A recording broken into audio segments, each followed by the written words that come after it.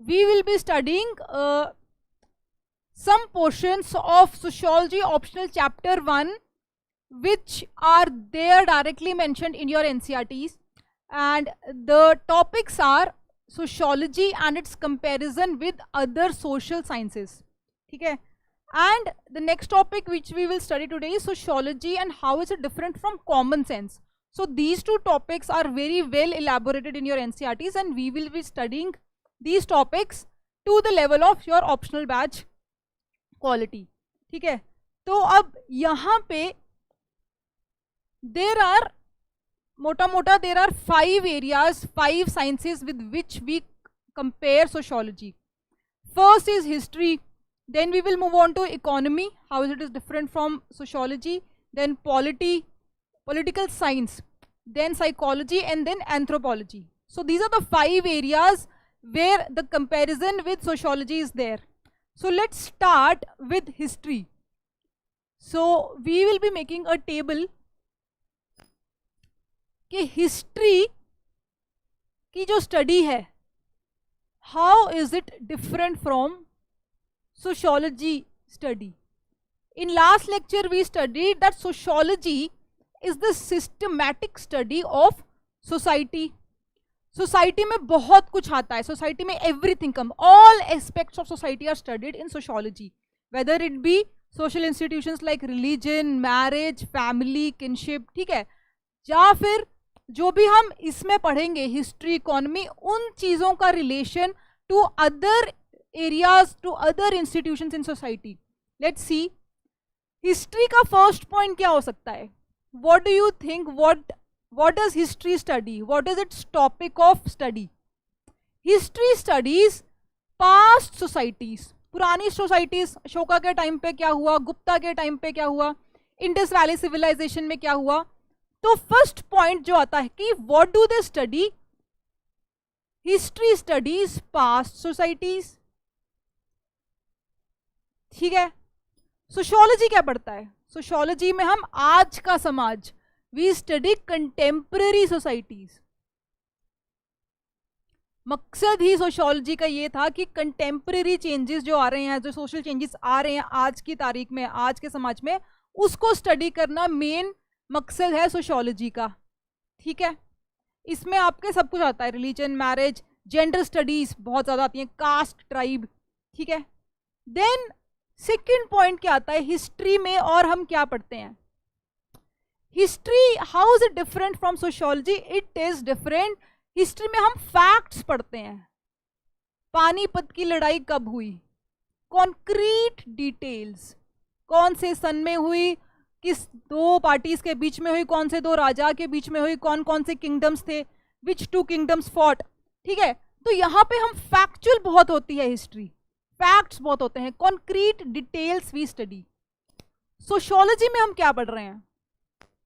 Sociology में we are basically studying how these concrete details, इसमें से क्या और चीजें निकल के आती हैं, what generalisations can we do.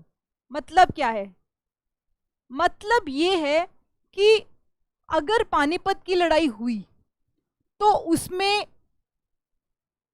Land relations क्या थे, या जेंडर रिलेशंस क्या थे, या वहीं पे क्यों हुई, उसी जगह पे क्यों हुई, और उसकी इंपॉर्टेंट सोशियोलॉजिकल इम्पैक्ट क्या है. यानी कि what we are studying is the why.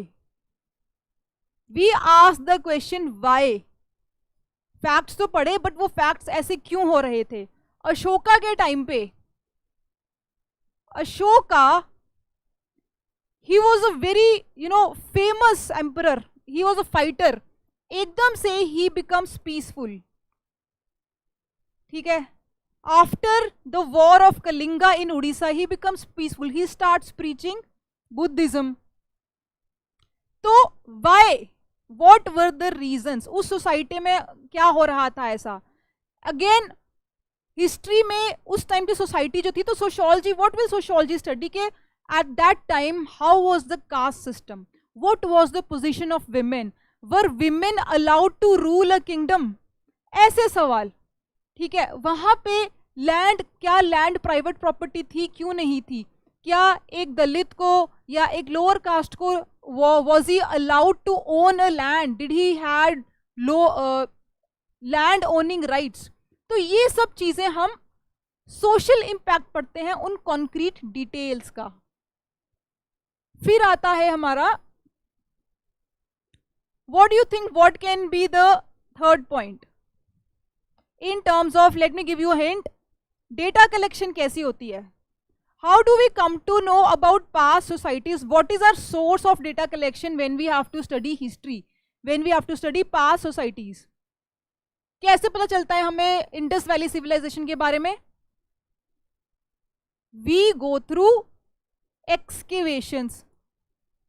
खुदाई में पता चलता है, ठीक है. और खुदाई में जरूरी नहीं है कि we get complete information. We may get partial information, incomplete information. यहां पे हमारा सोर्स है सेकेंडरी सोर्स. सेकेंडरी है, इधर we get to know from excavations और we get to know through scripts found. Manuscripts मिलती हैं, बुक्स मिलती हैं म्यूजियम्स में से. तो द सोर्सेज आर सेकेंडरी. ऐसा नहीं है कि we across time and space we are travelling, we went to that society and we are actually seeing how caste system works, we are actually seeing how what is the condition of women. तो हम एक indirect source use कर रहे हैं. We can't directly go because we are talking about past societies. Sociology में क्या है? Sociology में हम प्राइमरी सोर्सेज हैं, primary data collection. The sociologists themselves go to villages, they talk to people, they collect data, they do their research, they make notes there, and on the basis of their observation they come up with their research paper. ठीक है, तो यहां पे खुद जाके हम study कर रहे हैं, प्राइमरी डेटा है. ये डिफरेंस हो गया. फिर और क्या डिफरेंस हो सकता है हिस्ट्री और सोशियोलॉजी में? हिस्ट्री, पास्ट सोसाइटीज, तो automatically we are bound by time, we are bound by space. हम एक पीरियड की बात कर रहे होंगे. When we are talking about Indus valley civilisation we are talking about a time period. ठीक है, बीसी की बात कर रहे हैं, 2500 बीसी से 1500 बीसी की बात कर रहे हैं. व्हेन वी टॉक अबाउट वैदिक एज देन ऑल्सो एक टाइम पीरियड की बात हो रही है और एक स्पेस की बात हो रही है. We can not study the entire India in one go. तो एक पर्टिकुलर टाइम एंड एक पर्टिकुलर ज्योग्राफी पे historical studies are limited. On the other hand, अगर फोर्थ पॉइंट हम यहां देखें तो here we are not bound by time but we are bound by space to some extent. कैसे? We study, let's say we study tribal societies of North East, that is a society. हमने पंजाब की society पढ़ी, how are Punjabis. We study the societies of south India.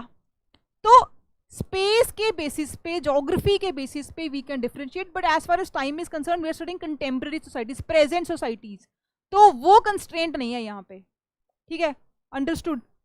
Here we can study about Indian society in collectivity also, but then we will be comparing it with, let's say, western societies. US की society से Indian society कैसे different है, middle east की society से कैसे different है.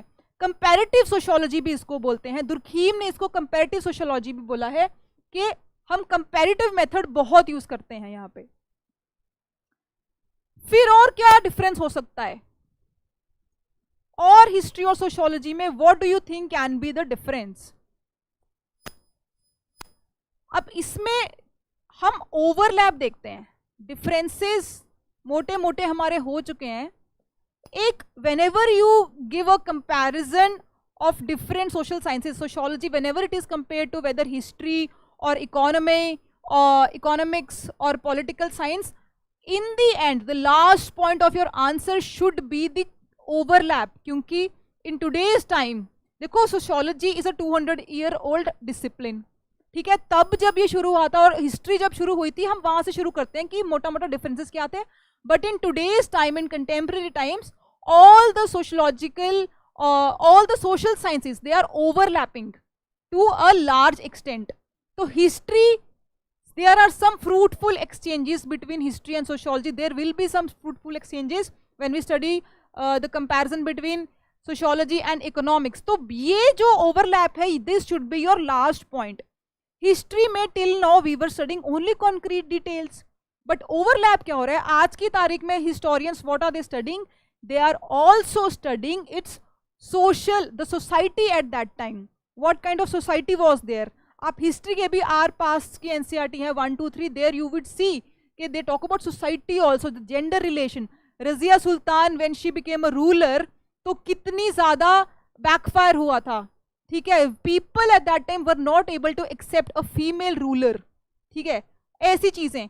तो यहां पे फॉर एग्जाम्पल हिस्ट्री में we are studying causal relations coming out of these concrete details. For example, land relations हम पढ़ रहे हैं। land relations कैसे? क्या राजा के पास, देखो जब राजा प्रजा का टाइम था, हम मोनार्की की बात कर रहे हैं, हम गुप्ता टाइम की, किंग्स टाइम की बात कर रहे हैं, then king was the sole holder of land, ठीक है। The peasants who used to work on the land, they just used to work and they used to give the produce of the land to the king, and ultimate rights of ownership of land were with the king only. तो private property का concept उस time पे नहीं था, ठीक है। फिर इसमें और एक पॉइंट आ जाता है gender relations. Were women allowed to rule? Were women even in kingly families, even in noble families, were women? Was a queen allowed to own the land, or was it only the king? Can queen go to war? Why was it not? अगर queen Razia Sultan को बनना था king या rule करना था, then why were there repercussions? Patriarchy हम पढ़ते हैं, किंग, हमारी जो ancient societies थी, we talk about Vedic age time, we talk about the status of women was very good. There was no parda system, ठीक है। they were scholars, they used to have intellectual scholastic debates and they used to question the shastras written at that time, ठीक है। तो उस time पे अच्छी थी। फिर लेटर वैदिक एज में स्टेटस ऑफ वुमेन क्या हुआ? It deteriorated and caste system also became rigid. It led to the emergence, the backfiring from other Buddhism and Jainism. तो they came against the rituals of Hinduism. So these dynamics, finally history came out of the foundations of concrete details and they started studying about the social impact of concrete details. Society उस time पे कैसी थी, ये point आप यहाँ पे लिखोगे। So यहाँ पे एक ये भी बात लिखी जाती है, there was a question in UPSC that history is the root of sociology and sociology is the fruit of history. हम कॉन्क्रीट डिटेल से सोशियोलॉजी की तरफ पहुंचे, तो कॉन्क्रीट डिटेल से the fruit we got, how to study the society at that time, that we got to know from sociology. तो it was the fruit. यहाँ पे हम बोलते हैं कि history is the root of sociology, यानी कि sociologist are also studying historical documents. Historical documents हम पढ़ते हैं। फॉर एग्जाम्पल यहां पे अगर हम देखें तो वर्ल्ड वॉर 2 के टाइम पे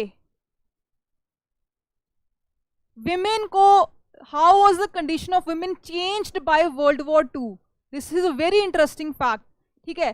तो यहां पे women started, let's say not world war 2, world war 1 का एग्जांपल लेते हैं। वर्ल्ड वॉर 1 में for the first time when men working in their respective areas they went on to war, war पे जाते हैं, तो women had to come out and work in places of men. Women जब पहली बार for the first time they came out of their household work and they started working in public place. जब public place पे उन्होंने काम किया, they understood how the world works, how the public areas work, public space work. एक काम करना, salary मिलना, उसके लिए नेगोशिएशन करना, वो सब उनको समझ में आया। And they formed unions and that led to, ये जो एम्पावरमेंट होती है विमेन की, ठीक है, that they get paid for their labour. As of now when they were working at home they were not paid, their domestic labour was unpaid, but when they go out and work they start unionizing, they fight for their rights, and this learning of starting a movement, going for negotiations, this helped them to earn their voting rights. Voting rights के लिए जो fight हुई थी उसका reason ये था World War One. So this was an unanticipated consequence of World War One. तो these interesting things you can tell कि हिस्टोरिकल डॉक्यूमेंट्स भी हम सोशियोलॉजी में पढ़ते हैं, ठीक है। Next we have, next let's see, अब as of now history and sociology का comparison is complete. Let's study economics और this will be very interesting. Economics और सोशियोलॉजी की स्टडी में क्या डिफरेंस है? How do economists study, what do they study, how do they collect data, what is their approach versus what is their in sociology. तो इन सब points पे let's see. Economy क्या पढ़ रहे हैं? ये पढ़ रहे हैं जीडीपी कैसे बढ़ती है, जीडीपी क्या होती है, प्रोडक्शन कैसे बढ़ता है, कैसे हम एम्प्लॉयमेंट बढ़ाएं, प्रॉफिट कैसे बिजनेसेस का बढ़ाना है, ठीक है, एक्सपोर्ट इंपोर्ट हम पढ़ रहे हैं। तो we are basically studying the economic systems. Indian economy अगर हम बोलेंगे वो पढ़ी जाती है इंडिया में, ठीक है। तो the points we are studying, production कैसे बढ़ानी है, फिर सर्विसेज का कंट्रीब्यूशन है, एग्रीकल्चर का डिफरेंट सेक्टर्स का कितना कंट्रीब्यूशन है, एग्रीकल्चर ज्यादा एम्प्लॉयमेंट है बट कंट्रीब्यूशन जीडीपी में कम है, तो वो कैसे इंक्रीज करना है। तो economic systems in a society are studied. On the other hand,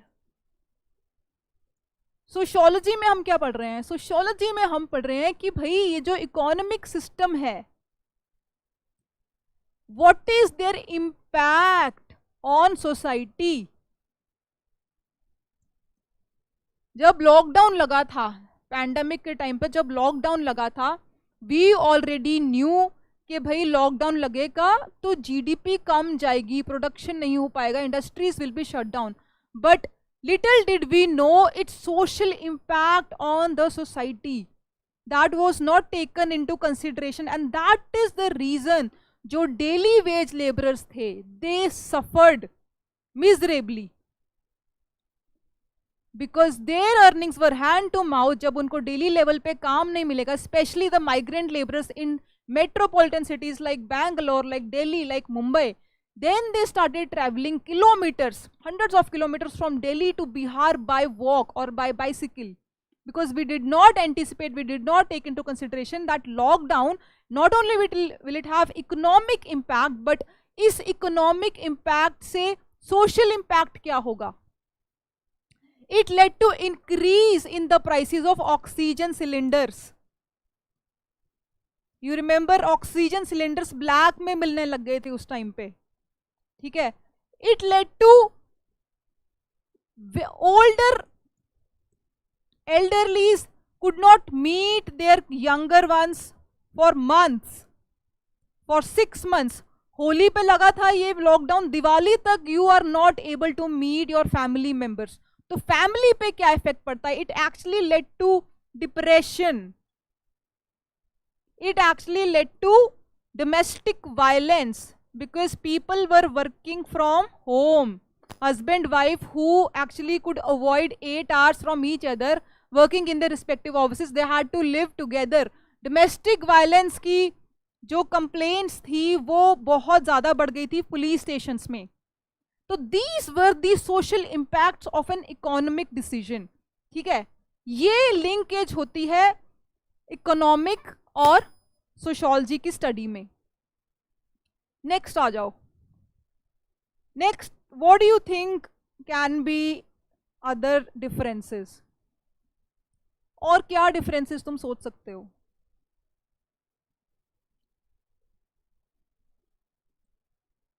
economic system study करते हैं, ठीक है। फिर आता है, इसमें हम स्टडी कर रहे हैं वी नेग्लेक्ट इंडिविजुअल बिहेवियर। हमें इंडिविजुअल से मतलब ही नहीं होता। यहां पे हम बोलते हैं कि भाई इंडिविजुअल जो है, हम by default we assume that all the individuals are rational, logical decision making ही होती है, we neglect the role of culture in economic decision making. Culture का तो हम रोल, क्योंकि हम कहते हैं कि देखो इंडिविजुअल बिहेवियर एंड कल्चर ना ये इरेशनल चीजें हम नहीं कंसिडर करते। We by default assume that जो रैशनल डिसीजन मेकिंग सोसाइटी में होती है, rational decision making what does that mean, कि भाई ऑब्वियसली जहां प्रॉफिट हो रहा है बंदा वहीं इन्वेस्ट करेगा, ठीक है, जहां मेरा पैसा बन रहा है वहीं, उसमें कल्चर की बात नहीं लेते हैं वो, कि कल्चर तो इरेशनल है, कल्चर के बेसिस पे कोई डिसीजन लेगा तो प्रॉफिट कैसे बनेगा। तो this is a big problem here. यहां पे अगर मैं बोलूं तो दे एक्चुअली सोशियोलॉजिस्ट से कि भाई सोशल नॉर्म्स जो हैं, जैसे कि श्राद्ध के टाइम पे we do not buy anything, सोना नहीं खरीदते हैं, लोहा भी नहीं खरीदते हैं, है ना। तो सोशल नॉर्म्स का देखो रेट गिर जाते हैं गोल्ड के श्राद्ध के टाइम पे, ठीक है, फिर दिवाली के टाइम पे रेट बढ़ जाते हैं, फेस्टिवल सीजन मैरिज के टाइम पे मैरिज हॉल्स की बुकिंग के रेट बढ़ जाते हैं, ठीक है, स्टॉक्स भी ऊपर जाते हैं दिवाली के टाइम पे। तो सोशल नॉर्म्स का तो बहुत ही बड़ा रोल है in economic systems. Why are they ignoring it? तो ये जो सोशल नॉर्म्स, ये सोशियोलॉजिस्ट बोलते हैं कि social norms should not be ignored, culture can not be ignored, specially in a traditional society like India where economic decisions are taken based on culture, ठीक है, ये इंपॉर्टेंट है।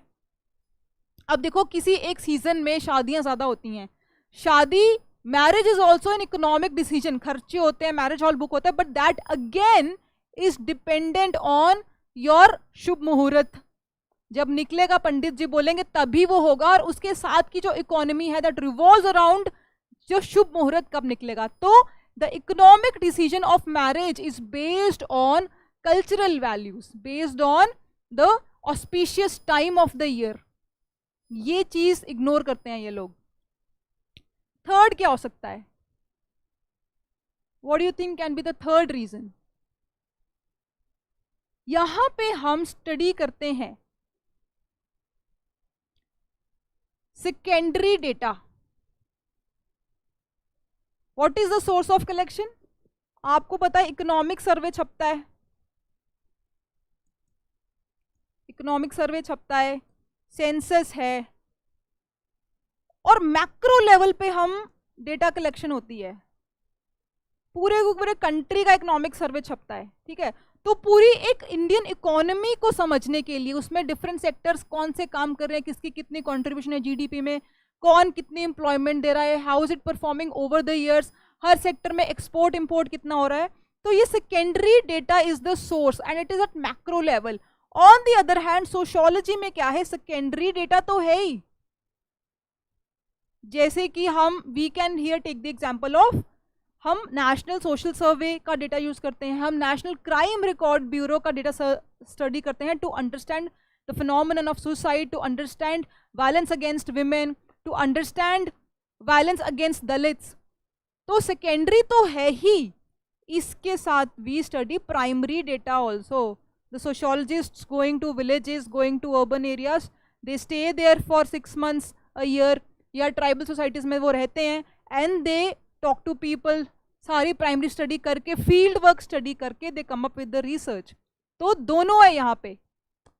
यहाँ पे हम क्वांटिटेटिव डेटा ले रहे हैं, मतलब we are concern with numbers, कितने लोगों का हमें डेटा बताए, कितने लोगों की कितनी इनकम है, ठीक है, कितने लोगों के पास। अब देखो the schemes you run, PDS, it is based on BPL, ठीक है, कोई भी आप हेल्थ स्कीम चला रहे हो, किसी भी तरह की आप सोशल वेलफेयर स्कीम चला रहे हो, that is based on below poverty level या a certain level of income.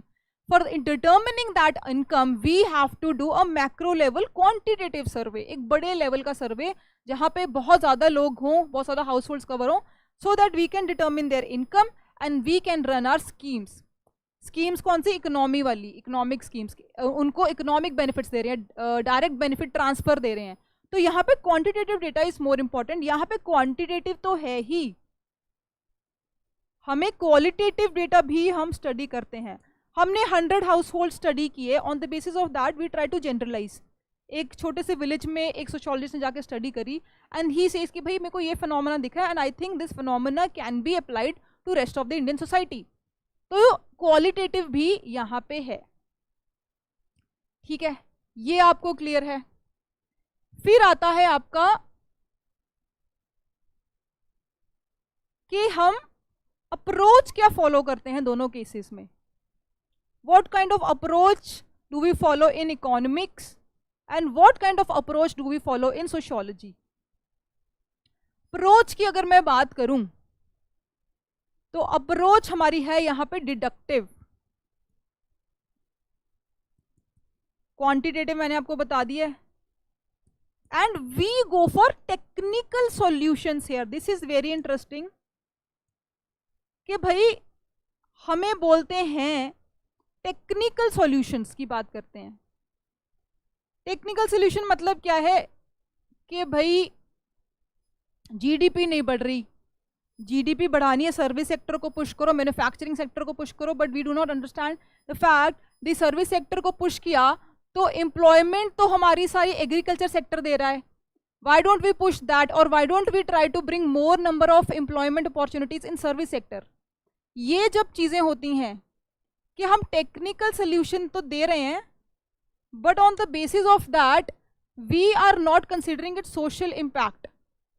अभी क्या है, इलेक्ट्रिकल व्हीकल्स को पुश किया जाता है, इलेक्ट्रिकल व्हीकल पॉलिसी आई है। इफ लेट्स एज्यूम इंडिया में ड्राइवरलेस कार्स आ जाएं, this is a technical solution कि भाई एक्सीडेंट्स कम हो गए, एआई मशीन लर्निंग लगा दी, सब कुछ आराम से चलेगा, हमें ड्राइवर को रखने की कंज्यूमर को जरूरत नहीं पड़ेगी। It is a technical solution. But इसका सोशल इम्पैक्ट, अगर ड्राइवरलेस कार्स इंडिया में इंट्रोड्यूस होती हैं, what could be it social impact? Is it considered here? Social impact ये होगा कि drivers across India they might lose और they may lose, they will lose their jobs.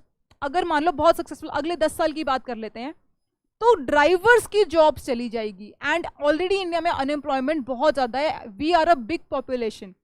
Employment अगर आप 5-6% भी बोलते हो ना, परसेंट ऑफ 1.35 बिलियन पीपल की बात करते हो, तो करोड़ों में आपकी अनएम्प्लॉयमेंट निकलती है। Youth is unemployed here. यहाँ पे अगर आप ऐसे टेक्नोलॉजिकल सॉल्यूशंस लेके आओगे, that will hamper employment opportunities here. Next example एक मैं आपको देती हूं कि हमने प्राइस ऑफ व्हीट, आटा दाल चावल का हमारे यहां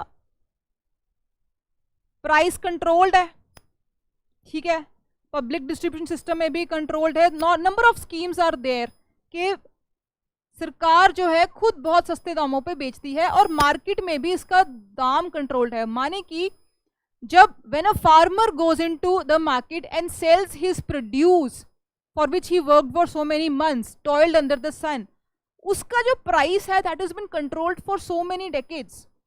ठीक है, आटा चावल दाल का प्राइस इतना नहीं बढ़ता जितना आपकी कार्स का प्राइस बढ़ रहा है, जितना आपके हाउस का रेंट बढ़ रहा है। तो ये जो पॉलिसी है, why do we have this policy? The reason for this policy is that we have to feed the entire country. We want के दो गरीब से गरीब बंदा भी चावल और आटा अफोर्ड कर सके। तो this is a pro consumer policy. What is it? आप कंज्यूमर जो खरीददार है आटा दाल चावल का, उसकी तरफ उसको फेवर करने वाली ये पॉलिसी है कि उसको सस्ते में मिले। But if it is a pro consumer policy, it automatically becomes an anti farmer policy. Farmer को अपनी प्रोड्यूस का दाम ही नहीं मिलता। दैट इज द रीजन आज की तारीख में a farmer son does not want to become a farmer, because it is not a profitable business. हम फार्मर को अन्नदाता बोलते हैं, उसको पूछते हैं, but ultimately what are we doing? We are having anti farmer policies and pro consumer policies. पैसे नहीं कमा पाते हैं, इन्फ्लेशन, एवरीथिंग इज इंक्रीजिंग, महंगाई बढ़ रही है बट इसका प्राइस नहीं बढ़ रहा है। तो फार्मर जो है it is actually becoming poorer with each passing year. ये है प्रॉब्लम। सोशियोलॉजी में वी कंसीडर कि उन टेक्नोलॉजिकल सॉल्यूशंस का सोशल इंपैक्ट क्या होगा। ठीक है, ये आपको चीज क्लियर होनी चाहिए। फिर हम देखते हैं, आगे आ जाओ, अब हम इसके ओवरलैप्स पे आ जाते हैं। Third point would be the overlap. Let me clear everything.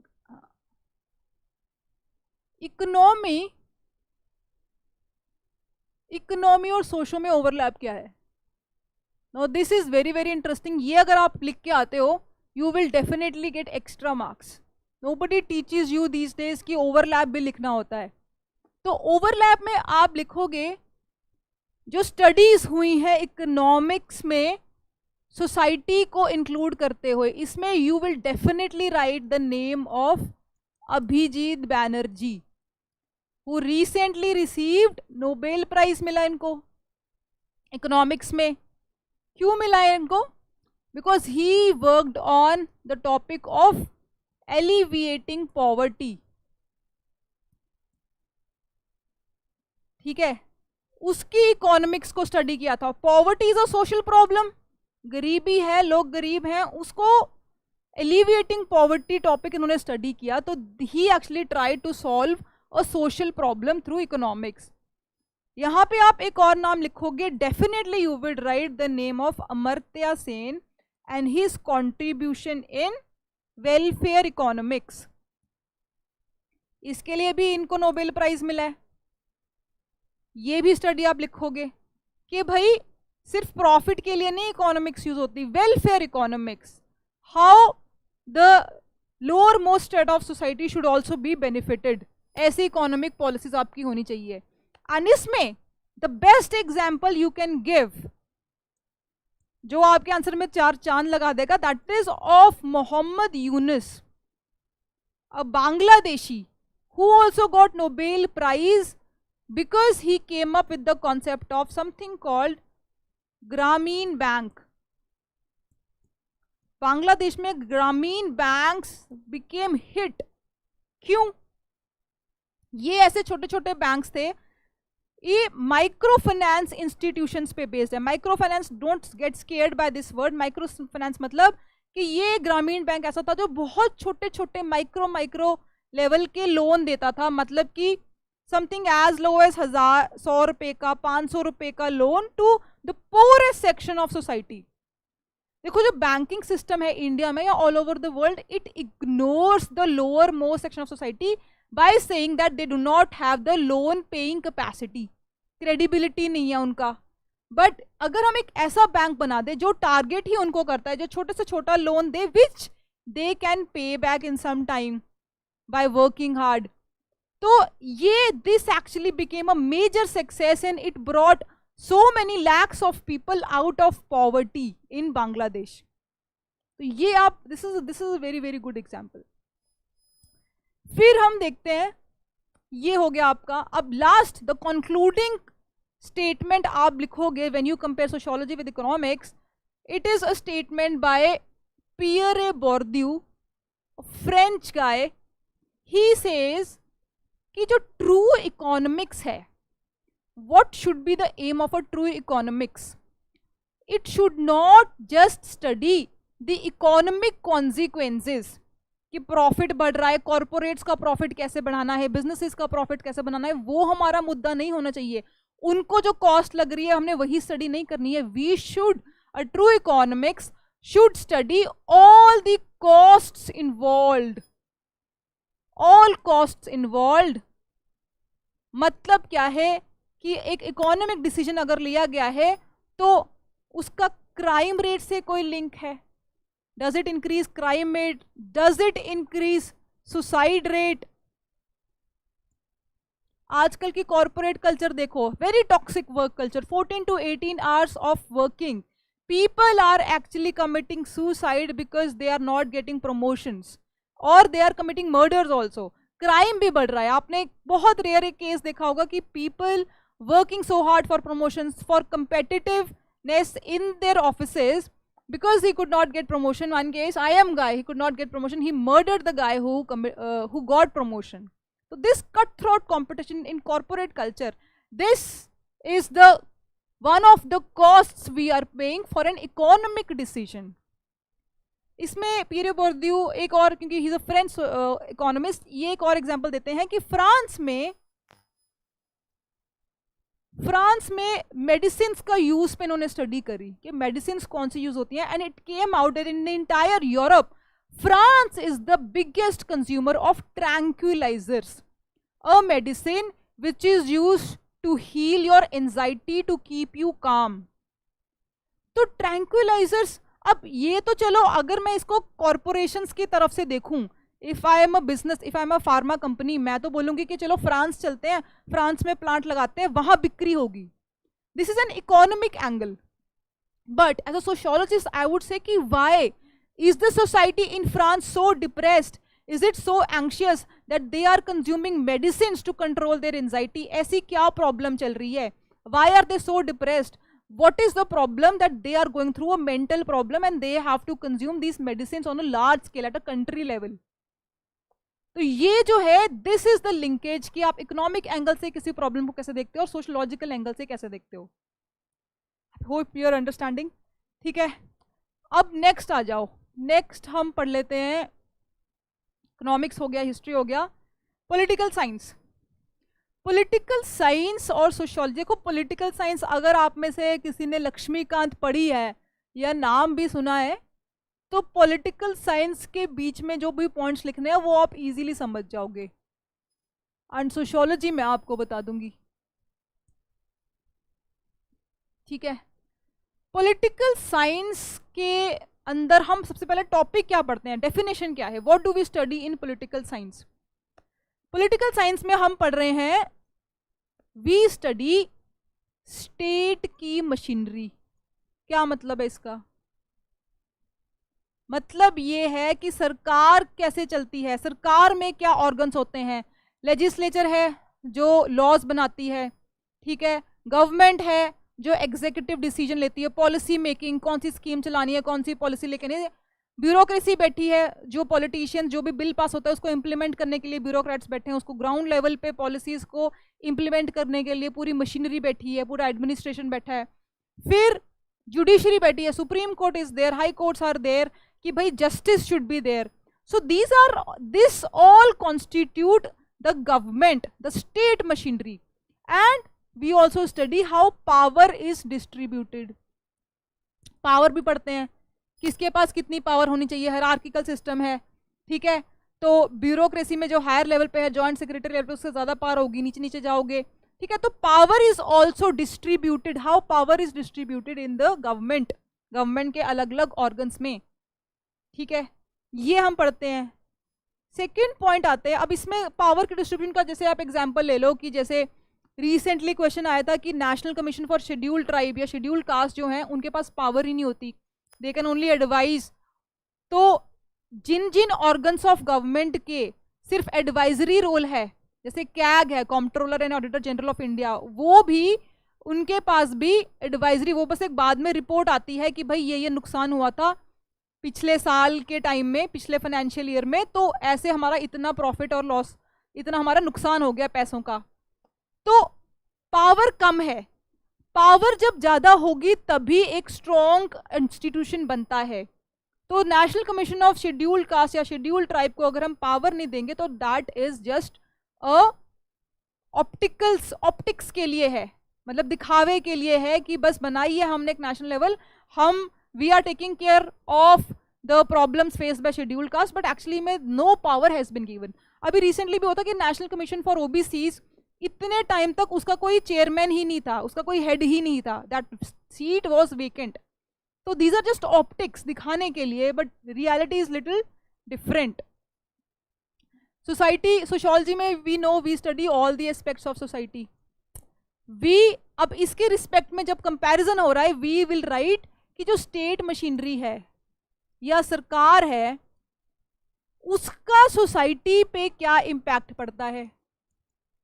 Obviously we will study if we have a democracy तो उसका सोसाइटी पे क्या इम्पैक्ट है, if we have a dictatorship उसका सोसाइटी पे क्या इम्पैक्ट है, if we have a king, if we have a monarchy तो उसकी प्रजा कैसी होगी, उसमें सोसाइटी सिटीजन्स के राइट कैसे होते हैं. ठीक है, तो this is the relation we study.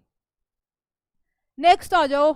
Next हम पढ़ते हैं कि यहां पे we study modern societies, complex societies. देखो इकोनॉमिक्स में भी एक पॉइंट ये रह गया था कि इकोनॉमिक्स में हम मॉडर्न कॉम्प्लेक्स सोसाइटीज पढ़ रहे हैं, जो यहाँ पे macro level studies, macro units देखते हैं, ठीक है। यहाँ पे भी यही है कि पॉलिटी जब हम पढ़ते हैं तो we are studying latest modern complex societies, जहाँ पे एक रिटर्न कॉन्स्टिट्यूशन है, जहाँ पे एक स्टेट मशीनरी है, एक सरकार है, सरकार में कहीं बिल पास होता है, एक जुडिशरी है, तो बहुत सारे सिस्टम्स हैं, बहुत कॉम्प्लेक्स सिस्टम है, ब्यूरोक्रेसी है, ब्यूरोक्रेसी के कितने लेवल्स होते हैं, तो हम कॉम्प्लेक्स सोसाइटीज पढ़ते हैं। सोशियोलॉजी में हम कंटेम्प्रेरी तो पढ़ ही रहे हैं, ये वाली तो पढ़ ही रहे हैं modern industrialize societies, but we also study tribal societies, we also study peasant societies, यानी पेजेंट सोसाइटीज मतलब विलेजेस। सिंपल आ गई है, सिंपल सोसाइटीज यहाँ भी पढ़ते हैं जहाँ पे अभी अर्बनाइजेशन नहीं हुई है, ठीक है। This is the difference. Third point आपका आता है, थर्ड आपका आता है कि we study organs within the government. हमारी यहाँ पे स्टडी सिर्फ गवर्नमेंट तक लिमिट है, गवर्नमेंट के अंदर क्या हो रहा है हम बस वही पढ़ते रहते हैं, ठीक है। गवर्नमेंट है, गवर्नमेंट के अंदर ये मिनिस्टर है, ये विमेन एंड चाइल्ड का मिनिस्टर है, उसके अंदर ये सेक्रेटरी है, जॉइंट सेक्रेटरी, फिर उसके नीचे ये है, उसके नीचे ये है, हम ये सब चीज़ें पढ़ते हैं, उसकी कितनी पावर्स हैं, कितनी पावर होनी चाहिए, सेंटर स्टेट रिलेशंस क्या हैं, सेंटर की पावर कितनी है, स्टेट की पावर कितनी होनी चाहिए, तो हम गवर्नमेंट के अंदर की ही चीज़ों तक हम सीमित हैं। यहाँ पे वी स्टडी एवरीथिंग, सरकार का सोसाइटी के साथ क्या रिलेशन है वो भी हम पढ़ते हैं, ठीक है। फिर यहाँ पे आ जाओ, हम यहाँ पे मैक्रो यूनिट्स हम पढ़ते हैं। मैक्रो यूनिट्स कहने का मतलब लार्ज स्केल यूनिट्स, यानी कि पॉलिटिकल एस्टेट्स, पूरी सोसाइटी, सोसाइटी को अगर मैं पॉलिटी भी सोसाइटी को ही बोलते हैं, सोसाइटी का एक पॉलिटिकल स्ट्रक्चर कैसा है, पॉलिटिकल एस्टेट्स ऑफ सोसाइटी, यानी कि ये कहने का क्या मतलब है, एग्जाम्पल ले लेते हैं हम, पॉलिटिकल एस्टेट्स, फ्रेंच सोसाइटी आपको पता है, फ्रेंच सोसाइटी 3 एस्टेट्स में डिवाइडेड थी, इसको हम पॉलिटिकल एस्टेट्स ही बोलेंगे। पेजेंट्स थे, नोबिलिटी थी, and then we have the royalty, the kings. तो this is the 3 political estates of French society at that time, इसी को कहते हैं। तो ये हम पॉलिटी में पढ़ते हैं। यहाँ पे हम क्या पढ़ रहे हैं, यहाँ पे वी स्टडी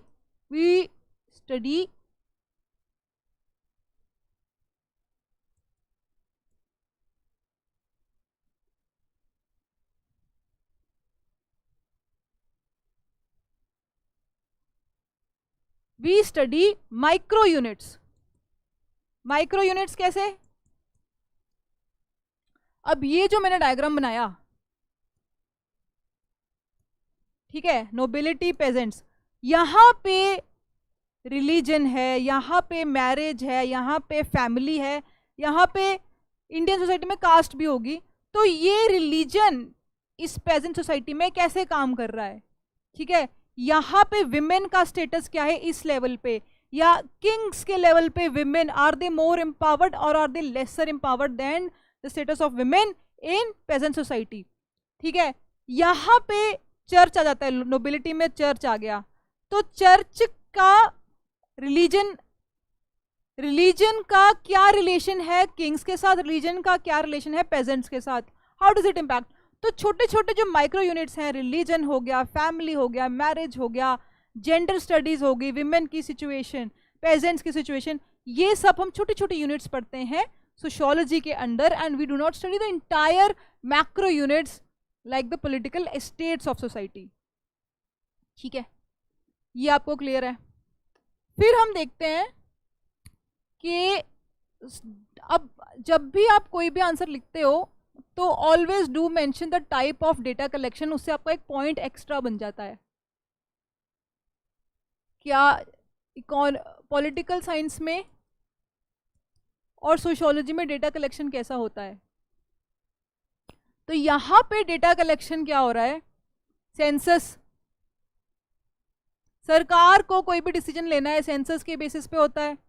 डीलिमिटेशन कमीशन जब बैठती है, अगर आपने पॉलिटी पढ़ी है, तो वो सेंसस के बेसिस पे, या अगर मेरे को अब जैसे जम्मू कश्मीर की अभी रिसेंटली सीट्स डिवाइड हुई थी असेंबली की दोबारा से, तो उस पे उन्होंने पॉपुलेशन कंसिडर करी और भी बहुत सारे उन्होंने फैक्टर्स कंसिडर करे, but population is also one major criteria. तो सोर्स क्या होगा यहाँ पे? सोर्स हो गया हमारा सेकेंडरी सोर्स। और क्या हो सकता है सेंसस के अलावा? सोशो इकोनॉमिक कास्ट सेंसस, वो तो चलो अभी पूरा आया भी नहीं। नेशनल फैमिली हेल्थ सर्वे हो गया, नेशनल क्राइम रिकॉर्ड ब्यूरो हो गया, नेशनल सोशल सर्वे हो गया। तो बहुत ही बड़े बड़े सेकेंडरी लेवल सोर्सेज रिपोर्ट्स हम यूज करते हैं in taking political decisions, in making political policies. ठीक है, यहाँ पे क्या हो रहा है? यहाँ पे हम सेकेंडरी तो ले ही रहे हैं, हम यहाँ पे प्राइमरी भी ले रहे हैं, इंटेंसिव फील्ड स्टडीज भी हो रही हैं गाँव में जाके। यहाँ पे हम मोस्टली क्वांटिटेटिव, अगेन इकोनॉमिक्स में भी हमने ये देखा था कि क्वांटिटेटिव है यहाँ पे स्टडी, यहाँ पे क्वांटिटेटिव तो है ही, वो भी हम लेते हैं, सर्वेस तो हम भी करते हैं, क्वेश्चनियर्स हम भी छापते हैं, हम क्वालिटेटिव भी करते हैं। Again qualitative is directly related to your field study, village studies जो होती हैं। ठीक है, डेटा कलेक्शन का एक पॉइंट आप सारे जो भी आप कंपैरिजन करोगे उसमें लिख के आओगे। तो ये हो गया आपका। Then you have another top point here, overlap का देख लेते हैं। ओवरलैप क्या है यहाँ पे in political science and sociology? तो when we talk about overlap, last point मैंने आपको बताया था, कभी भी कंपैरिजन करोगे तो लास्ट पॉइंट ओवरलैप का होता है। ओवरलैप में आप लिखोगे पॉलिटिकल सोशियोलॉजी। ये ऐसे नए इंटरडिसिप्लिनरी डिपार्टमेंट्स अब बन के आ रहे हैं। इकोनॉमिक सोशियोलॉजी बन के आ रहा है, एमआईटी में कोर्स है इकोनॉमिक सोशियोलॉजी का। ठीक है, अगर आप सोशियोलॉजी बैकग्राउंड के हैं, आपकी इकोनॉमिक्स की भी नॉलेज है, then you can definitely go for this course. Sociology जो आपकी डेटिंग एप्स हैं जैसे कि बम्बल, टिंडर, यहाँ पे sociologists are required, it is not just a corporate. ठीक है, तो इनकी जो मैक्रो लेवल स्ट्रैटेजीज जो बनाते हैं डेटिंग एप्स की, there sociologist are kept because they understand social relations, how do they work. ठीक है, तो द ओवरलैप ये जो होता है, इसी को आप हर कंपैरेटिव सोशल साइंसेस की कंपैरिजन में आप एक लास्ट पॉइंट ओवरलैप का जरूर लिखोगे। पॉलिटिकल सोशियोलॉजी में ओवरलैप ये है, first is for example we study voting behaviour. Elections कैसे होते हैं, इलेक्शन में जेंडर का क्या रोल है, क्या इलेक्शन में औरतों का रोल है, क्या इलेक्शन में कास्ट का रोल है, इंडिया में तो होता है, क्या इलेक्शन में रिलीजन का रोल होता है। यूपी के इलेक्शन जब होते हैं तो रिलीजन बहुत बड़ा इशू बनता है, कास्ट बहुत बड़ा इशू बनता है, जेंडर। अभी पंजाब में इलेक्शन हुए थे तो आम आदमी पार्टी प्रोमिस्ड के I think her every women above 18 years of age will be given 1000 rupees per month, ऐसा कुछ था। तो विमेन को भी लुभाना होता है उनको इलेक्शंस में। नीतीश कुमार की सरकार आई थी तो उन्होंने तब आई थी जब उन्होंने कहा था कि I will ban liquor from Bihar, it will become a dry state, and that is how he came to power. तो the people who are standing in elections, if they understand gender, if they want to come in power, they play on these lines, and these are all social lines. ठीक है, फिर एक और आता है आपका कि what is one more point, social behavior.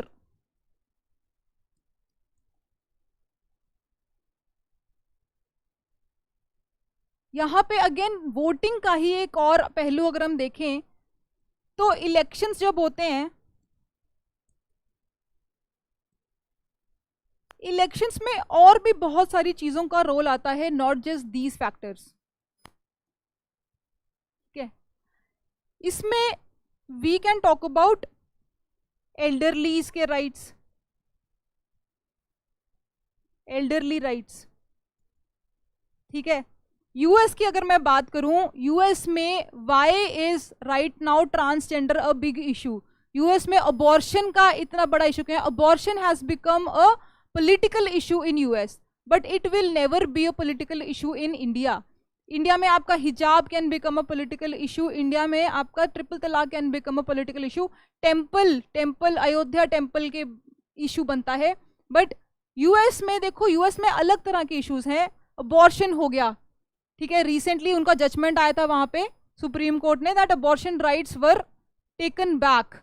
वहां पे आर्म्स का बहुत बड़ा इशू है, जो वहां पे शूटिंग्स हो रही हैं. Every day there is one shooting, more than one shooting. There is a data कि in 365 days more than 365 shootings take place. ठीक है, तो उसका सोशल कनेक्ट है. उसको आप इस चीज से कनेक्ट करते हो कि there is a big big arms lobby in US. US में अब कहीं और न्यूजीलैंड में एक शूटिंग हुई थी तो पूरा उन्होंने लॉज बदल दिए थे. They totally banned the carrying of arms. Laws आ गए थे, नहीं रिस्ट्रिक्टेड यूज. बट यहाँ पे अभी तक इतनी शूटिंग्स हो चुकी हैं and it is a very big issue, but still is a big arms lobby which protect the right to bear arms by every single citizen. License लेके आप जा सकते हो, स्कूल में भी you have the right to bear arms. तो ये जो कॉम्प्लिकेशंस हैं, दिस इज कि आपकी जो पॉलिटिकल पॉलिसीज हैं, how are they influenced by your social problems in your society. Social structure जो आपका सोसाइटी का है, सोसाइटी में किस चीज को ज्यादा इंपॉर्टेंस दी जा रही है, किस चीज को कम, उसके बेसिस पे आपके पॉलिटिकल डिसीजंस कैसे चेंज हो रहे हैं. That is one example of आपका ओवरलैप जो है पॉलिटिकल साइंस में और सोशियोलॉजी में. ठीक है, अब लास्ट हमारा एक पॉइंट है एंथ्रोपोलॉजी. देखो, सबसे जो नियर है, कोई अगर डिसिप्लिन सोशियोलॉजी के सबसे पास है तो वो है एंथ्रोपोलॉजी और सोशियोलॉजी. एंथ्रोपोलॉजी, एंथ्रोपोलॉजी का क्या मतलब होता है? एंथ्रोपोलॉजी तो you know study of. Anthropocene age हम बोलते हैं. एंथ्रोपोलॉजी मतलब we study everything related to human, be it the humans biology, be it the humans history in terms of evolution, कैसे वो एप से इंसान बना, कैसे वो 4 से 2 हाथों पे आया, फिर उसकी रीढ़ की हड्डी सीधी हुई. How is male and female body different, उसमें क्या चीज़ें हैं. फिर उसको वो सोसाइटी लेवल पे भी जाते हैं कुछ हद तक बाद में कि भाई ह्यूमन सोसाइटी में कैसा बिहेवियर है. उसमें they also study caste, they also study tribe. ठीक है, but they also study the biology of humans, they also study the evolution of humans. ठीक है, ह्यूमन स्पीशीज, होमोसेपियंस. तो सोशियोलॉजी सिर्फ हमारा सोशल लेवल पे, सोसाइटी के लेवल पे बात करता है.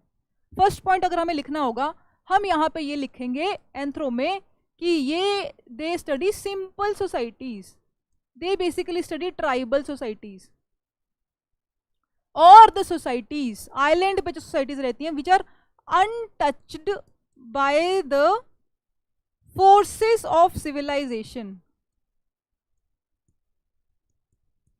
ठीक है, ये है. यहां पे हम पढ़ रहे हैं मॉडर्न कॉम्प्लेक्स मॉडर्न सोसाइटी. अब ऐसा नहीं है कि यहाँ पे हम ट्राइबल सोसाइटीज नहीं पढ़ रहे हैं, बट अभी we are trying to create a difference. Overlap वाला जो पॉइंट आएगा तब हम लिखेंगे कि yes we do study tribal societies also, we study peasant societies also.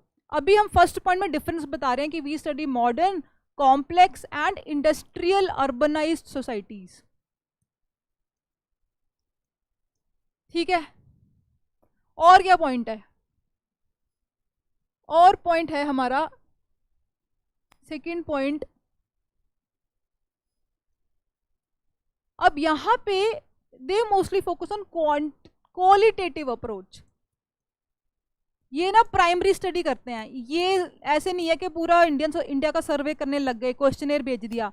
Because they are more focus on studying simple tribal societies. Island में कोई tribe रहती है, कहीं अरुंता ट्राइब ऑस्ट्रेलिया में रहती है, मैलिनोस्की ने स्टडी किया था.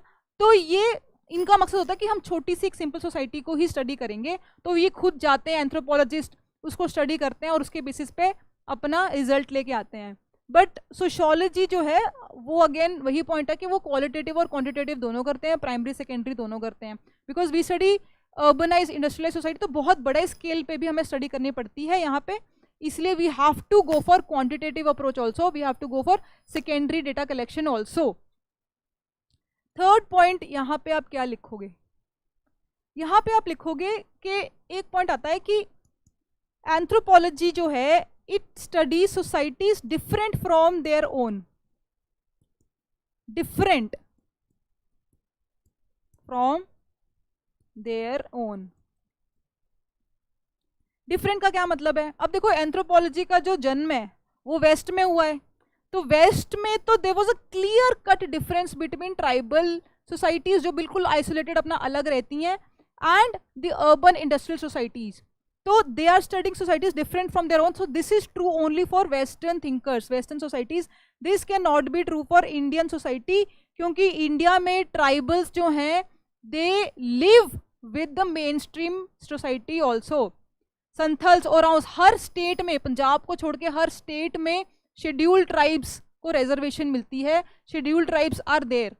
नॉर्थ ईस्ट में मेजोरिटी में है, but in rest of the India, in mainland India, whether we talk about the Santhals, the Oraons, the Bhils, the Kolis, ठीक है, ये सब मेन लैंड पॉपुलेशन के साथ ही in small concentrations they live.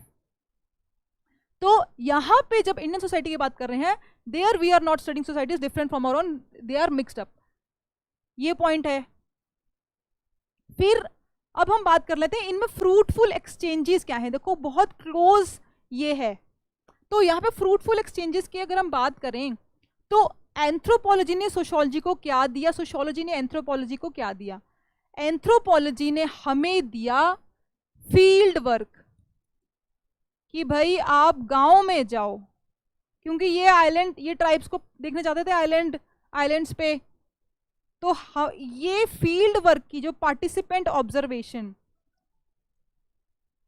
Field work मतलब देखो एक डिफरेंस होता है, दो चीजें होती हैं, एक पार्टिसिपेंट ऑब्जर्वेशन होता है, एक फील्ड स्टडी होती है। फील्ड स्टडी में you actually go as a sociologist and you tell the people that I am a sociologist, I am here to study you, so tell me more about yourself. यहाँ पे you do not hide your identity. Participant observation में you become a participant there.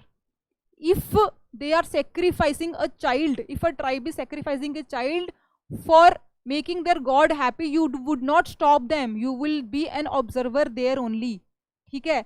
if a higher caste person in a sarpanch in a village is conducting a caste difference, ठीक है, वो if is ostracizing a dalit there, you cannot, although as a sociologist you would want to, but you would not interfere because you are just an observer, so you will have to play by their rules, you will have to go by their game, ये difference होता है। तो ये जो field work में जाना और इसे स्टडी करना, चाहे छुप के चाहे डिक्लेयर करके, this we got from anthropology. और एंथ्रोपोलॉजी को हमने क्या दिया, हमने दिया सोशल सर्वे, कि भाई आप भी सर्वे कर लिया करो, do not limit your studies to primary level qualitative data, थोड़ा सर्वे आप भी यूज कर सकते हो। एंड ये सर्वे कहाँ काम आएगा, हम क्वेश्चनेयर्स उनको तो देंगे नहीं ट्राइब्स को, ये सर्वे तब काम आएगा बिकॉज हमने they also started studying urban industrial society, because जो ट्राइब्स हैं over a period of time, अभी जो चेंजेस आ रहे हैं, tribes ultimately will have to move to industrialized urbanized societies. तो जब ये ट्रांजिशन हो रहा है तो तो anthropologist will have to also change their data collection techniques and they will shift to social service which they can use here. और जब हमें फील्ड स्टडी, जब हमें पार्टिसिपेंट ऑब्जर्वेशन का मेथड्स मिले, हमें ये यूज करके हमने विलेज स्टडीज करी। तो विलेज स्टडीज की जो पूरा एक अलग सेक्शन है सोशियोलॉजी में, that was a gift from anthropologists, ठीक है। इसमें हमें, बिकॉज ये लोग जो है ट्राइब्स को स्टडी करते हैं mostly, which are very simple, वहाँ पे कोई स्ट्रेटिफाइज, वहाँ पे कोई कास्ट नहीं होती है, कम्युनिटी लेवल पे ओनरशिप ऑफ लैंड होती है, तो वहाँ पे स्ट्रेटिफिकेशन कोई हैवी वर्ड नहीं है, इसका मतलब कि किसी भी तरह की डिवीजन सोसाइटी में, वहाँ पे इतनी डिविजन्स नहीं है सोसाइटी में, इसलिए स्ट्रेटिफिकेशन का कॉन्सेप्ट हमने इनको दिया कि भाई जब आपकी ट्राइब्स अर्बन इंडस्ट्रियलाइज बनेगी तो वो डिवीजन उनमें बढ़ती जाएगी हर लेवल पे। ठीक है, क्लास के लेवल पे, कास्ट के लेवल पे, हर लेवल पे।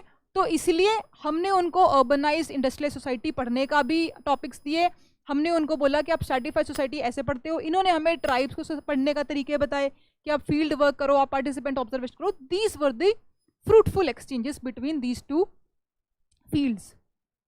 ठीक है, अब हमारे पास द टाइम इज ओवर।